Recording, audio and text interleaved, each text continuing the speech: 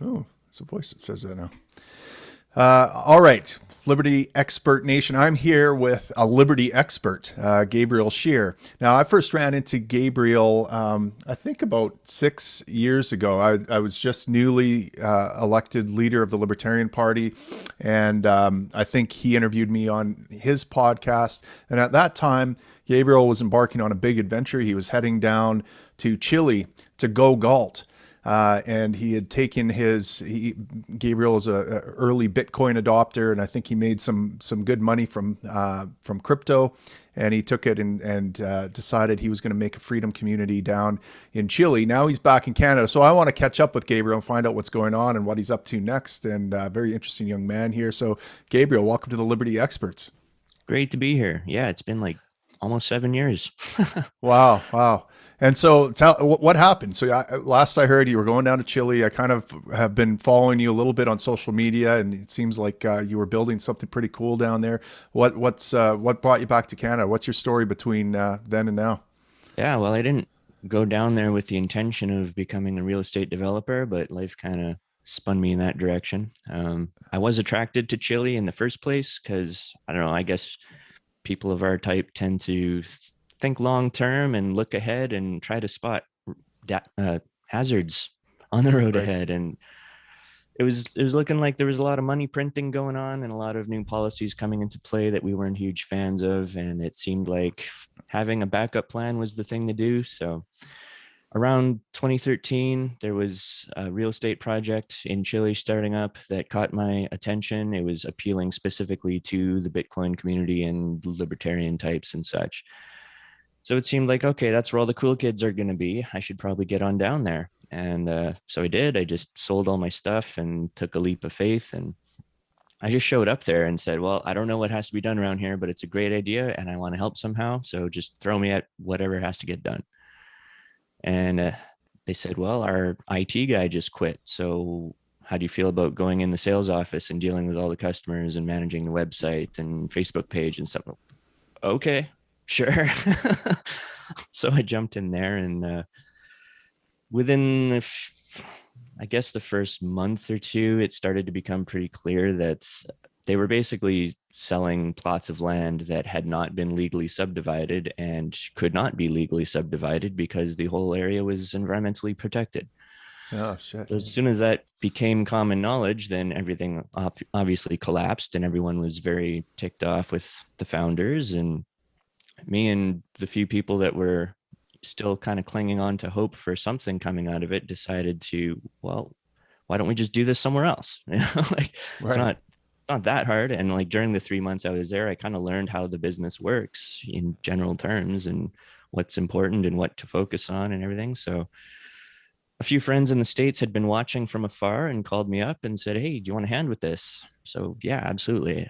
Three friends came down and we formed a four-way partnership and just started throwing ideas out there and attracting people that were interested. And just incrementally over time, we didn't really have any capital to start out with, but by attracting members that wanted to participate, we were able to, take one step at a time and slowly build this thing up, go out and Right. find land and buy it and hire an architect and do soil scent. Like there's all these little steps along the way that most people don't even think of when they think of building something. There's a lot of non-building steps involved first.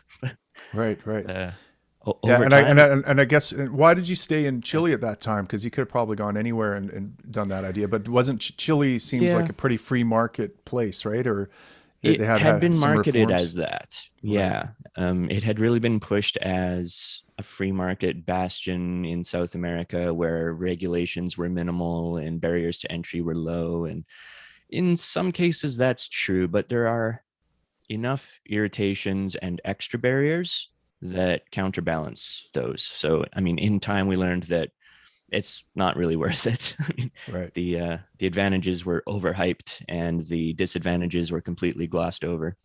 Mm, right. But anyway, it was a good sandbox to play and practice in, I guess. Right. Um, and there was always the allure of just being really far away from any potential disasters. Like if you're thinking of any kind of global conflict or anything like that in Right. the future, I mean, the way that weather patterns work and currents. I mean, any nuclear fallout in the northern hemisphere would stay up there. There aren't any targets down south, and so it seemed like that was a safe escape hatch that could appeal to people that Right. thought about such things. Or if your country locked down because of a trumped up flu, you stay away. But now you're back here right in the middle of that, so that didn't quite work Chile out. was even worse than Canada, man. Oh, really? In terms of the lockdowns, Yeah. yeah. And that was something else. I mean, you can't know these things going into it. You have to kind Right. of hang out for a while and see how people deal with things and how the culture is fabricated. Um, Right. there's theories as to why they are this way. Maybe it's some kind of post-traumatic stress thing related to the Allende Pinochet coup era and all that stuff. But they are very obedient people when it comes Right. to following authority, following the Mm. state, following health mandates and all that kind of stuff. Like as soon as that virus came along, the government could make anyone do anything, Wow. which was weird because just before that, the country had erupted in riots and there was a real fight the power kind of sentiment waving over the whole country. And it looked like, oh, wow, they're going to like Hmm. descend into anarchy or something. Right. But Let's no, hope. Yeah. yeah, I mean, oh man.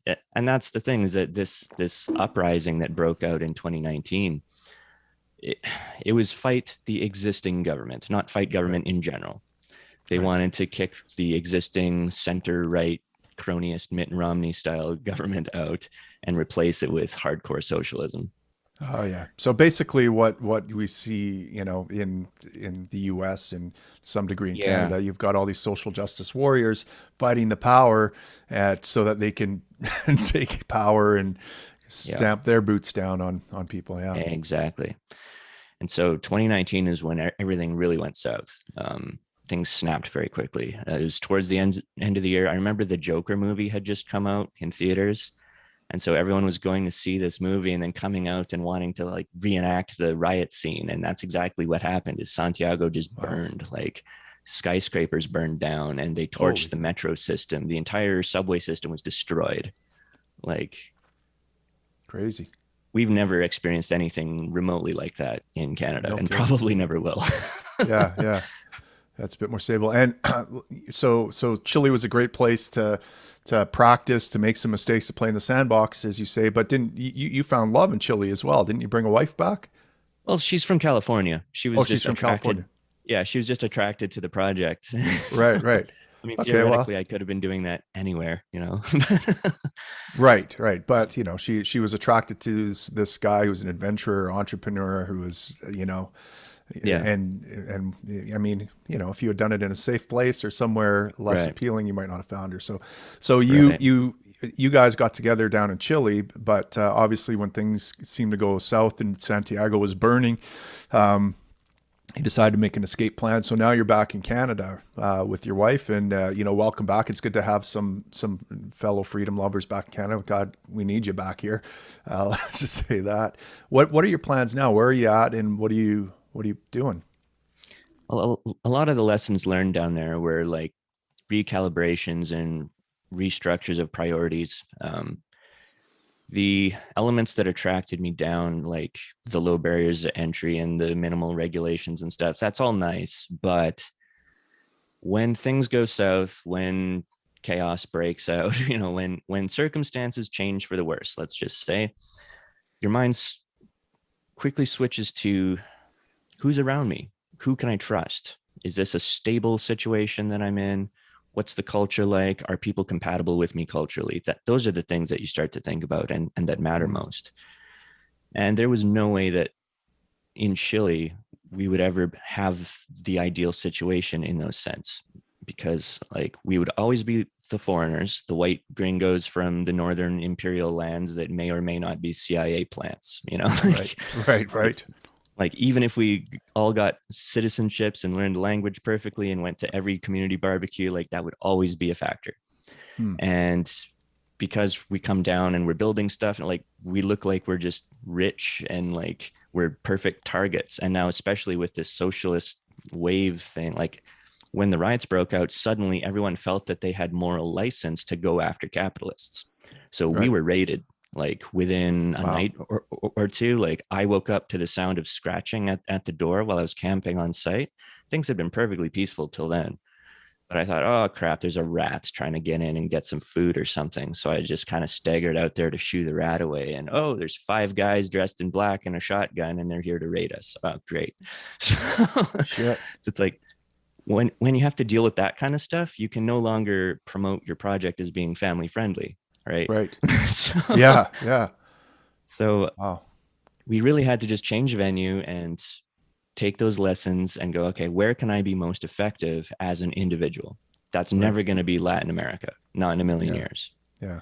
It doesn't matter how hospitable the government today is, it can change tomorrow very, very quickly. Like the Right. seasteading guys learned that when they tried to go down to Honduras and build a free private city down there. Suddenly a Right. new batch of guys came in and changed their minds and like, okay, the whole deal's off. Sorry, Yeah. And that So kind of confirms, old Stefan Molyneux's hypothesis there about peaceful parenting, right? Because it's yeah, probably something about how you're raised as kids that has everything to do with what kind of society, culture, government you end up with. yeah, And obviously, the governments change down there quite regularly from one type of authoritarianism to another type of authoritarianism, maybe, that has a lot to do with peaceful parenting. So unless that changes, it's likely never to be a safe place for you. So yeah. that's And kind like of interesting. Canada's a funny animal because like to outsiders looking in, all they really see are the news reports and like the headline stories. And those always come out of Toronto or Vancouver or something. Like that's where all the news comes out of, which Right. is a very minuscule, tiny little fraction of what the physical country is. Yeah. Like this is a vast swath of the planet. If you're including water, we are bigger than Russia if you include territorial waters. So it's the biggest chunk of real estate on the planet. Right. But the news that reflects us is just Yeah. such a tiny fraction that I don't think does represent most of us. And Well, and it's particularly not rural Canadians, right? I mean, exactly, that's the most of thing is, Canada's landmass is rural, and the yeah, folks that live in those areas are cut from a different cloth than the people that maybe inhabit that, the very big much so. metropolitan areas. And those are freedom-loving people. They're people that don't see much need for government, Hmm. and they're community oriented. They help each other out, and they'll always have your back. And they're just great people. But they are still susceptible to the temptations of socialism, and you have Sure. to take that into account. Like I grew up on a farm, and in Saskatchewan back in the 90s, it was run by the NDP.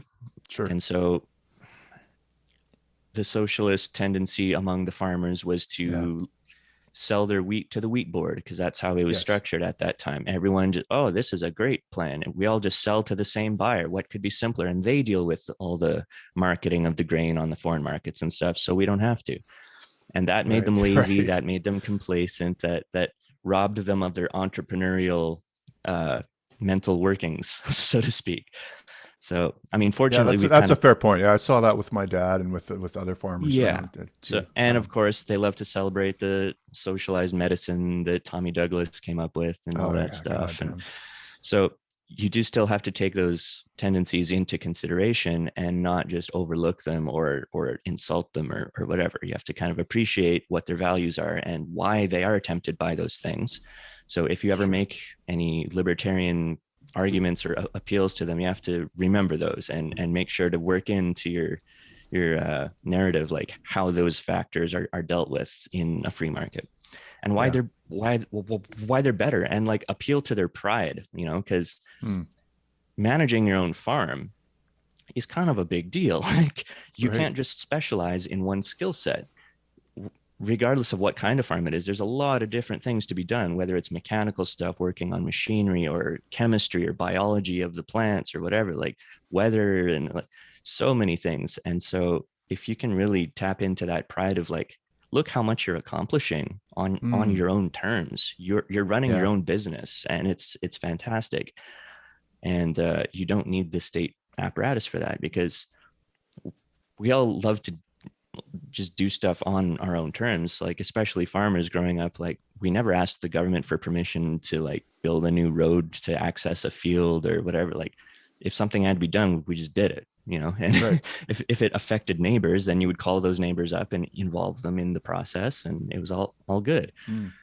And I remember one summer, like our straw bales caught fire and like the whole farm could have burned down. And of course, the nearest volunteer fire department is a 20-minute drive away. Right. So that's not really an option. But the Right. neighbors saw the smoke, they came, put it out. That's just how it went. Yeah. So things actually work much better when people are in that voluntarist free market mindset in that context. Because if we had just relied on the government to put the fire out, everything would have burned. You know, if you need cops, you have to wait at least half an hour, you know, because they're half an hour drive away. You would have much better luck calling your next door neighbor who could muster all of the other neighbors. You know, Yeah.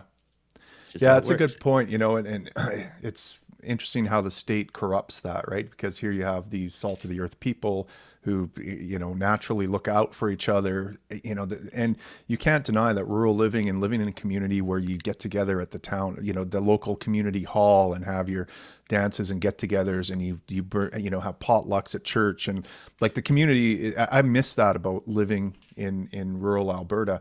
But then the state comes in and corrupts that, and issues dairy licenses with supply management, and brings in the wheat board. And next thing you know, you have farmers, you know, in convoys going to Ottawa whenever they threaten to take away the handouts, and it's just it's kind of sad. But let's get back to your story here for a second. You know, one of the things that occurred to me is just you know, on the Chile front, you know, the alt-right likes to make a big deal out of Pinochet and helicoptering you know, commies.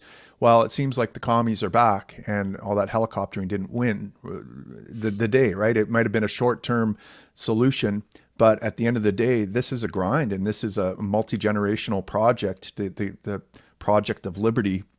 And it requires a shift in culture. It's not as simple as replacing the authoritarian figurehead at the top and thinking that you can use force to change a culture and change society towards a liberty-oriented one. And I think that is a really powerful lesson that you can throw in the face of these people who think that all we need is the right strong man in power and everything will get better. You know, it's a real lesson. Yeah, I mean, you can only hold the ping pong ball underwater for so long, you know. Right. That's a good Eventually everyone dies, and even if it does take that long, you know, when you're dead, you let go and the ball just shoots right back up to the surface. Yeah.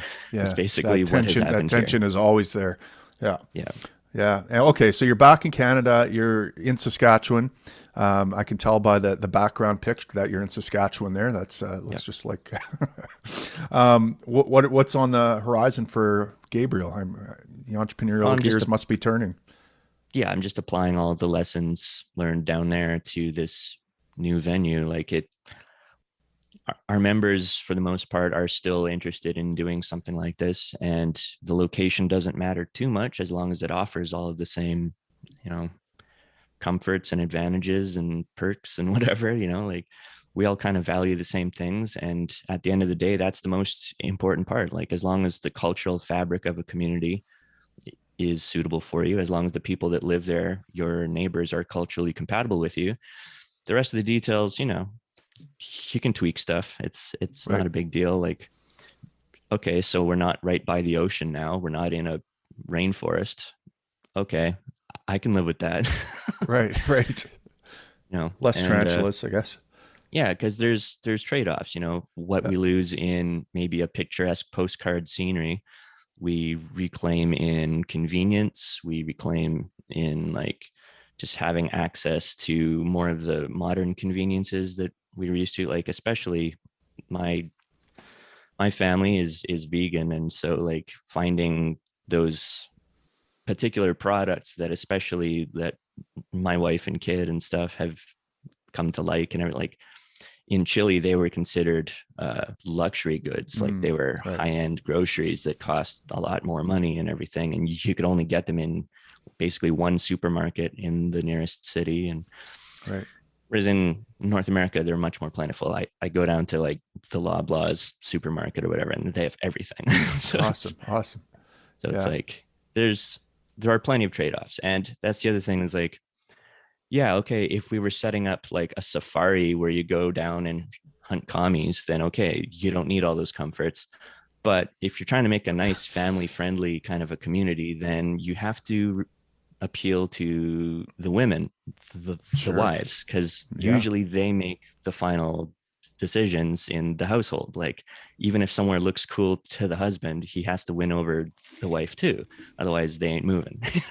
Right. Yeah. And what's that? I think Robert Heinlein had a quote that any society that isn't centered around protecting women and children is destined to oblivion. Because that is who caretakes our next yeah. generation, who produces our next generation. And Yeah. if you're not focused on basically protecting and caring for that, then you're screwed. So that's probably a good strategy. Okay, so I saw you have a website or something that you just started. You're looking at a very interesting project there in Saskatchewan. Tell us about that. Yeah, well, I've got the process down now. After a Yeah. whole bunch of trial and error and figuring things out the hard way, I now have a template that I can apply to pretty much anywhere that I parachute into and say, okay, if I want to build a new intentional community here, I have a step-by-step process that I can just follow and get that done. So that's what I'm doing here. I'm doing kind of all the under the hood preliminary unsexy stuff first, like incorporating the company. And Yeah. I've been away for over 7 years now, so I'm basically a non-person and have to like get a driver's license all over again. Right. So Yeah. there's a lot of really lame little steps that I have to deal with right now, but Yeah. I do have a property picked out and everything, and there is a longer term plan in place to eventually get to the point where we incorporate our own municipality. So, Wow. so we have the ability, well, we actually have the mandate according to the Municipality Act and the Police Act to provide our own law enforcement. And, Uh, as a municipality, you can set your own property tax rate, which obviously should be zero.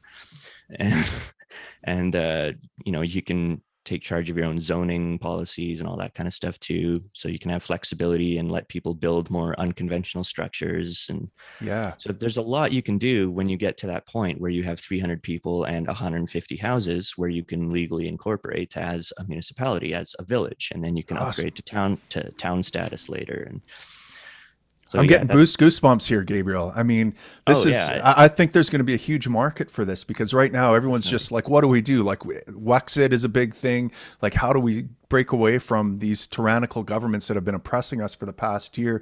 Everyone's just like, that ping pong ball is being held down. It's ready to burst forward Yeah. and embrace solutions like this. So let's get into some of the details. Like, how would this work?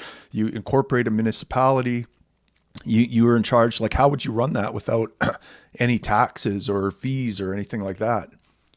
Well, we're kind of getting ahead of ourselves before Okay. you can even I, get to I that want to get to point. the end, man. I want to get, I want to see I know, the, totally. Well, that's the thing is I've been involved with the Seasteading Institute and all these various attempts at finding out the best way forward to achieve that kind of practical freedom. And eventually I just realized that the local level is where you have the most effect on your actual life. right. National level politics, okay, yeah, that's fun. That has its place, but it's mainly a distraction because Mm-hmm. at the end of the day, Trudeau can pass whatever edicts he wants, but if your local cops aren't enforcing them, then they don't really mean anything.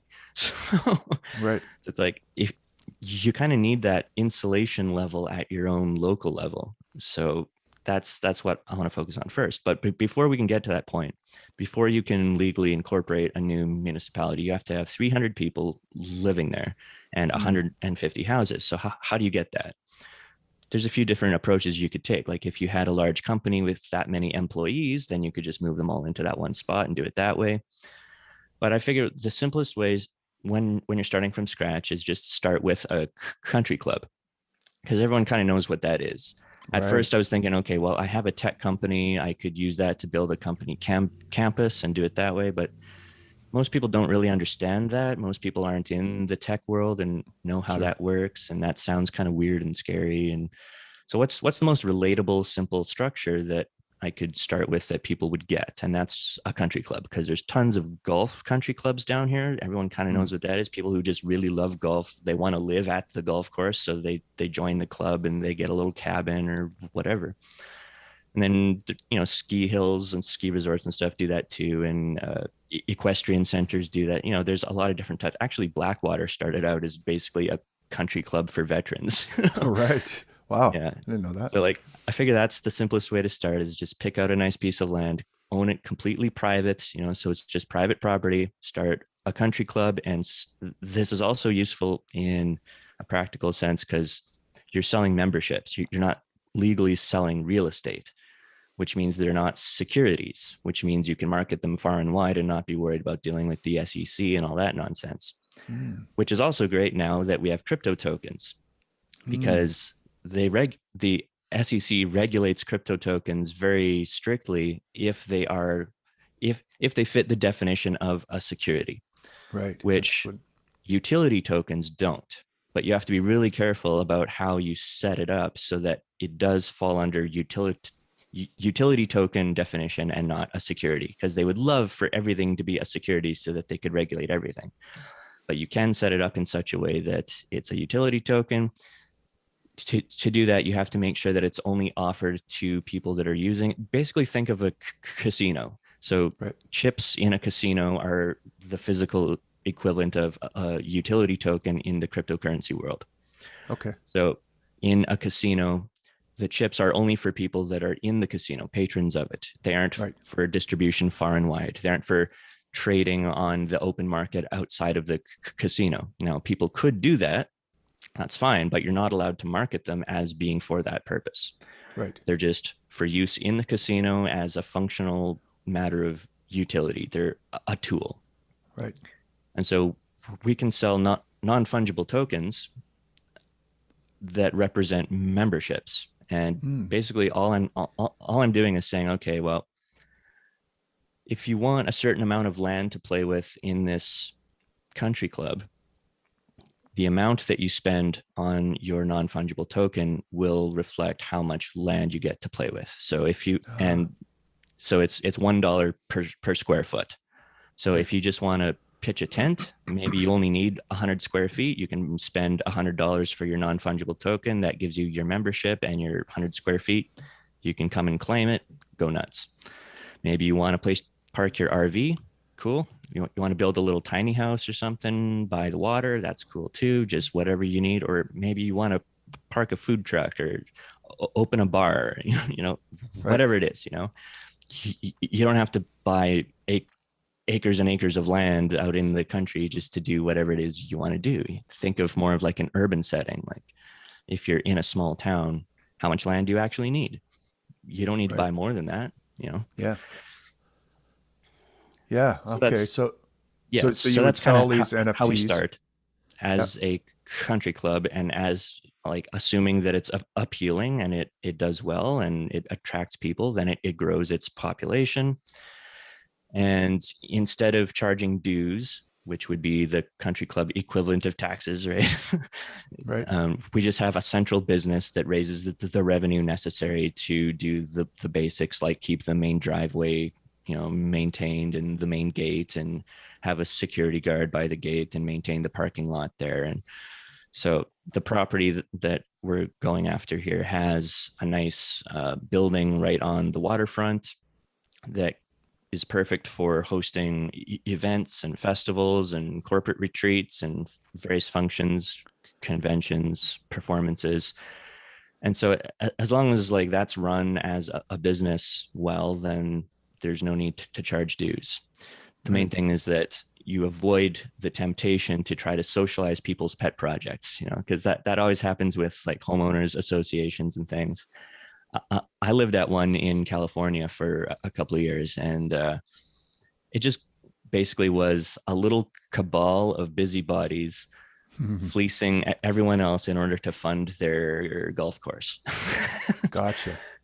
And it's really easy for that to happen. Like if if you have this apparatus in place where you're collecting dues on a regular basis from all of your members, then it's like, oh, what do we spend all this on? How Right. much can we raise? You Yeah. know, and We need to have a committee to determine this. And then the yeah, people that get on that committee are the worst kind of people that you would want on that committee. And next thing you know, yeah, they're all the exactly. Karens congregate to the committee. Yeah.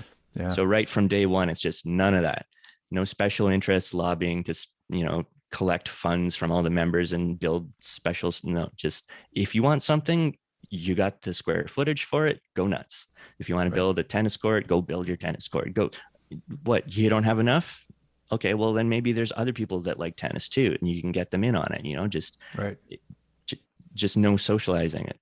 Just keep it Right. a private effort, and that's great. I'm looking forward to seeing what all little things pop up here and there. And that's the other thing too, is like you can't even anticipate what those are going to be. So why Right. even try?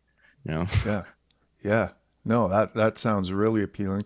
Have you looked at, some of the things I've thought of in the past are there's these abandoned towns basically in BC.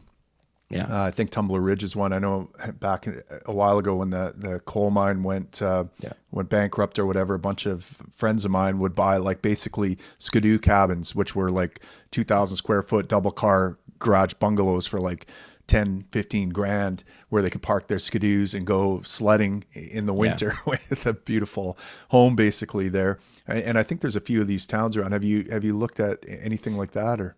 Yeah, there weren't any that really were suitable for this kind of a thing. Right. Usually either they're too small or they're run down, and the cost of restoring them, like you might as well just start from scratch. Right. Or the location is super remote and hard to get to. And like this location we have here is a 50-minute drive from an international airport along a main highway. So accessibility is fantastic, and it's really hard to beat that. For that level, like it's a 500 acre property. And so to get that much land with waterfront along a major highway close to a major airport, like in BC or Alberta, you're looking at millions and millions of dollars. It's not feasible for a startup. Like maybe someday we'll be able to afford to start like a Banff or a Jasper Park kind of a Satellite thing. communities. But cost of real estate was a factor in choosing this place for sure. Saskatchewan, you can still get a place like this for $1 million, Right. and that's totally doable. The mining towns that have gone out of business and they're abandoned and stuff, like maybe we'll be able to make use of them someday for something else, like maybe little satellite settlements or something like that. But when you're starting the first one of its kind that is likely going to attract some attention, you don't want it to be substandard, and you don't want to have a lackluster example of the principle that you're trying to demonstrate. I want this to be a showpiece of how things can work and how other people could do them too. So there's no point in making things more difficult than that they have to be. Right. And actually, one factor too is like, in terms of construction methods, one of the construction systems that I like to use for this is a monolithic dome structure that's earth covered. And Right. so I went shopping around for construction companies that specialize in this, and there's only one in Canada, and they just happen to be in Saskatoon. Oh, beauty. Actually, just a little bit north of Saskatoon on the highway that this property's on. Wow. Okay. That's serendipitous. So there was so much serendipity going into this. And so that kind of narrowed my search field. Right. Like, okay, well, I called up this company and started talking to the owner, and I wanted to know, like, let's say I find the perfect property in Ontario, because at first that's where I was looking. I was finding a lot of good land deals just west of Ottawa. And I thought, oh, well, it would be fun to be within Harowitzer range of Justin Trudeau's house. But, so I asked him, like, does it matter where this is? Can you ship supplies and manpower and stuff? And like, how much does that affect the cost and everything? It became painfully clear, like, especially now that building supplies are so expensive. He said, well, the closer to here that you can do it, the better. And Right. he immediately tried to sell me on how great Saskatchewan is. Right. I said, Right. okay, well, you don't have to convince me. I'm actually from there. Okay. But Nice. so I started shopping around that area and found this property that belongs to a famous artist in this province that I grew up admiring as a kid. I used to see his ads on TV, and my grandmother owned several of his prints. And he was like this hero that inspired me to start painting when I was a kid. And now I stumble on his home with his studio and everything that he's selling. It's like, what? No way. And it's like, it's on the lake that he used to paint at and everything. It's like, this is way too targeted to me Wow. Wow. specifically. It's like the And universe is trying to tell you something here. it's such a unique property too that it's not going to appeal to most people, because like right now in general the real estate market is very hot Hmm. and things don't last long, but this has been on the market for 6 months and like they're having a hard time getting interest because it's such a unique place. Right. And but it's uniquely perfect for me, so here we There are. you go. Awesome. Awesome. Yeah. Well, man, I'm like, my brain is lit up right now with just thinking, how could I sell firefighting there? Right. Like Oh what kind of yeah. subscription model could I have? Insurance, yeah, for sure. Insurance. Like, I always had this little fantasy because when I was in Tanzania years ago, climbing Kilimanjaro, I noticed that there were all these, Tanzania, it just had some kind of reforms, free market reforms, maybe a decade before I got there. And it was still a developing country, not very rich, but you could see just the entrepreneurial spirit and the hustle and bustle and the drive people had. And so it didn't have the infrastructure, the government infrastructure for, police, fire, ambulance type things that we kind of take for granted here in North America. And so the market provides, right? And you see all these companies offering fire response and EMS response and security services, all for a subscription fee. And they would do things like guarantee a response time. Like, there's no guarantee for response times I've heard of in any government run fire department. Yeah. And they would offer lower subscription rates. Let's say for you have an agreement with me that my inspector can come in at random and just do a quick inspection to make sure you're fire safe, and we'll give you a lower fire rate. If you don't want that inspection, no big deal. You just pay a higher subscription fee for response. So all these different models, Yeah. I've been really curious. Like, I thought, man, it would be a fun adventure to go over there and start up my own competing fire service and start maybe a fire academy and train some of the locals up and do, so this has really got my brain on fire. And I bet you it'll get a lot of people thinking about what they could do. Uh, you know, I think this is just the right time. I think serendipity is what describes this all the way down. Yeah. I think you're going to have a big demand for this. And I'm already thinking, well, how can I get involved? How can other people get involved? I know people that listen to this are going to want to get involved. So what kind of help do you need? How can we help you get this off the ground? Well, I have about a month of work here to do in terms of just legal groundwork, getting everything ready and stuff. I have sold the first non-fungible token based membership just as like a historical milestone kind of a thing. Nice. And I mean, if you want to do it that way, then I can hook you up with one too. Awesome. Otherwise, old fashioned, just buying a bank wire based membership and stuff, that's all cool too. But anyway, we are going to go into the fundraising mode here next month, most likely. And at that point, we're just going to sell 1 million square feet, to raise the money to purchase the land and start building the essential infrastructure, like putting the wells in and the water tower and, just those things that allow people to actually get settled. And then the first people to move in will likely be the people with like RVs and stuff that just want to pull Right. in and jump right to work. So Yeah. I'm looking forward to those guys. And the construction direction that well, basically we're encouraging people to build for themselves whatever they want, but I also want to build rental properties too, to offer as a way to also demonstrate construction methods that work best in the area and everything, showcase them, and also have places for guests to stay. Like if the central clubhouse is going to be run as a business that maintains infrastructure, then it should have places for guests to stay for festivals or conferences and that kind of stuff. So I'm going to be busy with that, just Right. building rental houses and cabins and that sort of thing. So there's going to be plenty to do for anyone that's inclined towards construction or landscaping or any of that kind of stuff.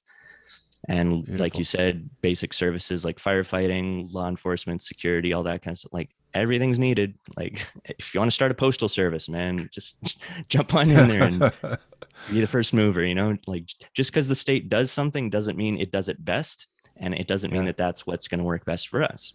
It's like usually these things are socialized and outsourced to the government just because of laziness. And like for instance, if you read the Saskatchewan Police Act, it actually makes it very clear that it's the municipality's responsibility to provide police services to their people.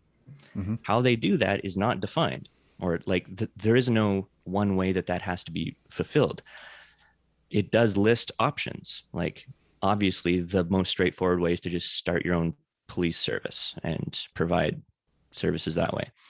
But later on down the road, they amended it to point out that, oh, there's this other option where you can outsource this responsibility by hiring the RCMP. Hmm. And so most small communities just do that because it's easiest, right? You don't have to think about it. You don't have to manage your own police chief and your own staff and all that kind of stuff. There's no liability issues, all that. But just because that's the norm now, just because everyone does that, doesn't mean that that's the best way or that you have to do that. There are small towns still that have their own police. There aren't very many, but there are a few. I'm going to go down and do a little mini documentary showing how they work. And even university campuses like University of Saskatchewan here, they have their own on-campus police. You don't see the RCMP or the Saskatoon Police Service patrolling around on campus because they have their own cops, Right. So like anything you want to do, like don't think that your profession or your skill set is not wanted or there's not going to be any demand for it. Like we're not going to be calling the state services to help. So like if you're inclined to do that sort of thing, then by all means jump right in. Right. There's no end to what you can do. It's just going to be a matter of the free market sorting out who's worthy. Like if there's two different competing security companies, then they're going to either have to offer something unique that the other doesn't, or they're going to have to fight till one of them cries uncle, or the market sorts that stuff out. That's not for the club to worry about. Yeah. Very cool. Very cool. Oh man, I'm so excited about this. Well, I won't keep you any longer. You got a lot of stuff to do. Where can people find out about this project and what you're up to? Friendlypark.com. Friendly Park. FRENLY, as in friends. Right, if you look it up in Urban Dictionary, it's essentially just a good friend. Maybe not your bestie, but it's probably your top 5 friends. So FRENLY park.com. Friendly Park. I like it. Awesome. Cool. Well, I wish you luck, and man, I can't wait to get this message out to people. I'm getting kind of disillusioned with politics, and I've been hammering my head against a brick wall for a long time. This is giving me some hope and positive That's a solutions. Subject for another time. Absolutely, absolutely.